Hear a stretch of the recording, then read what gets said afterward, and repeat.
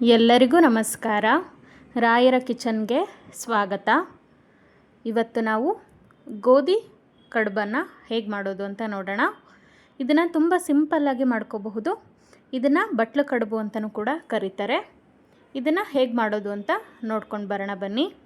ಇಲ್ಲಿ ನಾನು ಮೊದಲಿಗೆ ಒಂದು ಬಟ್ಲಿಗೆ ಗೋಧಿ ಹಿಟ್ಟನ್ನು ಹಾಕ್ಕೊಂಡಿದ್ದೀನಿ.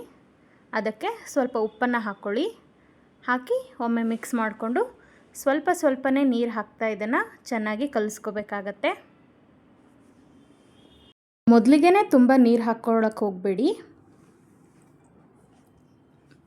ಹೀಗೆ ಕಲಿಸ್ತಾ ಬೇಕಾದರೆ ಮತ್ತೆ ಸ್ವಲ್ಪ ನೀರನ್ನು ಸೇರಿಸ್ಕೊಂಡು ಕಲಿಸ್ಕೊಳ್ಳಿ. ಇದನ್ನು ನಾವು ಚಪಾತಿ ಹಿಟ್ಟಿನ ಹದಕ್ಕೆ ಕಲಿಸ್ಕೋಬೇಕಾಗತ್ತೆ. ನೀವು ಇದಕ್ಕೆ ರಾತ್ರಿ ಮಿಕ್ಕಿರೋ ಅನ್ನವನ್ನು ಗ್ರೈಂಡ್ ಮಾಡಿ ಕೂಡ ಹಾಕಿ ಮಿಕ್ಸ್ ಮಾಡಿ ಚೆನ್ನಾಗಿ ಹೀಗೆ ಕಲಿಸ್ಕೋಬಹುದು. ಅದನ್ನು ಕೂಡ ತುಂಬಾ ಚೆನ್ನಾಗಾಗತ್ತೆ.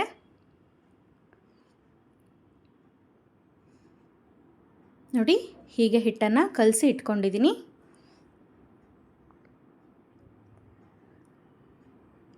ನಂತರ ನಾವೀಗ ಈ ಹಿಟ್ಟನ್ನು ಸಣ್ಣ ಉಂಡೆಗಳನ್ನಾಗಿ ಮಾಡ್ಕೋಬೇಕಾಗತ್ತೆ. ನೋಡಿ, ಹೀಗೆ ಮಾಡಿ ಸ್ವಲ್ಪ ಎಣ್ಣೆಯನ್ನು ಕೈಗೆ ಹಚ್ಕೊಂಡು ಹೀಗೆ ಬಟ್ಟಲ್ಲಿ ತಿರುತ್ತಾ ಹೋದರೆ ಹೀಗೆ ಅರ್ಧ ಬಟ್ಲು ಆಕಾರದಲ್ಲಿ ಆಗುತ್ತೆ. ಹೀಗೆ ನೀವು ಇದನ್ನು ಮಾಡಿ ಒಂದು ಪ್ಲೇಟಿಗೆ ಇಡ್ತಾ ಹೋಗಿ. ನೋಡಿ, ಮೊದಲಿಗೆ ಹೀಗೆ ದುಂಡಗೆ ಮಾಡ್ಕೋಬೇಕು. ನಂತರ ಎಣ್ಣೆಯನ್ನು ಹಚ್ಚಿ ನೀಟಾಗಿ ಹೀಗೆ ಬೆರಳಿಂದ ಅದನ್ನು ತಿರುಗಿಸ್ತಾ ಹೋದರೆ ಬಟ್ಲು ಕಡುಬು ತಯಾರಾಗೇ ಹೋಗುತ್ತೆ.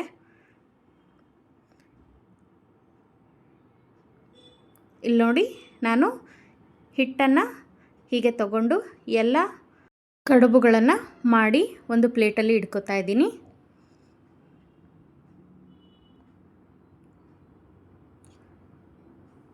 ಈಗ ಅಷ್ಟರಲ್ಲಿ ನಾವು ಒಲೆ ಮೇಲೆ ಕಡುಬಿನ ಪಾತ್ರೆಯನ್ನು ಇಟ್ಕೊಂಡಿದ್ದೀನಿ. ಅದಕ್ಕೆ ಸ್ವಲ್ಪ ಕೆಳಗಡೆ ನೀರನ್ನು ಹಾಕಿ ನೀರು ಕಾಯ್ಲಿಕ್ಕೆ ಇಟ್ಟಿದ್ದೆ. ಈಗ ನೀರು ಕಾದಿದೆ. ಈಗ ನಾವು ಹೀಗೆ ಕಡುಬನ್ನು ಇಡ್ತಾ ಹೋಗೋಣ. ನೀವು ಈ ಥರ ಪಾತ್ರೆ ಇಲ್ಲದೆ ಇರೋರು ಇಡ್ಲಿ ಪಾತ್ರೆಯಲ್ಲಿ ಕೂಡ ಬೇಯಿಸ್ಕೋಬಹುದು.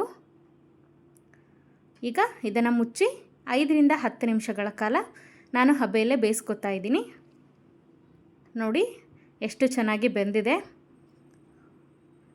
ನೀವು ಆ ಕಡುಬನ್ನು ಕೈಯಲ್ಲಿ ಮುಟ್ಟಿದಾಗ ಅದು ಅಂಟಬಾರ್ದು. ಇಲ್ಲ ಅದು ಅಂಟ್ತಾ ಇದೆ ಕೈಗೆ ಅಂದರೆ ನೀವು ಇನ್ನೂ ಸ್ವಲ್ಪ ಅದನ್ನು ಬೇಯಿಸ್ಕೋಬೇಕಾಗತ್ತೆ. ನೋಡಿ, ಈಗ ನಾನು ಇದನ್ನು ಒಂದು ತಟ್ಟೆಗೆ ಹಾಕ್ಕೊಂಡಿದ್ದೀನಿ. ಈ ಕಡುಬನ್ನು ತುಪ್ಪದಲ್ಲಿ ತಿನ್ನಲಿಕ್ಕೆ ತುಂಬಾ ಚೆನ್ನಾಗಾಗತ್ತೆ. ಹಾಗೆಯೇ ಮೆಂತ್ಯ ಚಟ್ನಿ ಜೊತೆನೂ ಕೂಡ ತುಂಬ ಒಳ್ಳೆ ಕಾಂಬಿನೇಷನ್ ಆಗುತ್ತೆ. ತಪ್ಪದೆ ನೀವು ಮನೇಲಿ ಈ ರೆಸಿಪಿಯನ್ನು ಟ್ರೈ ಮಾಡಿ. ಇದನ್ನು ಆದಷ್ಟು ಜನ ಕೆಲವೊಬ್ಬರು ಮನೇಲಿ ಮಾಡ್ತಾರೆ. ಇನ್ನಷ್ಟು ಜನಕ್ಕೆ ಈ ರೆಸಿಪಿ ಗೊತ್ತಿಲ್ಲದೆ ಇರೋರು ಖಂಡಿತವಾಗ್ಲೂ ಇದನ್ನು ಟ್ರೈ ಮಾಡಿ ಹೇಗೆ ಬಂದಿದೆ ಅಂತ ತಿಳಿಸಿ. Thank you.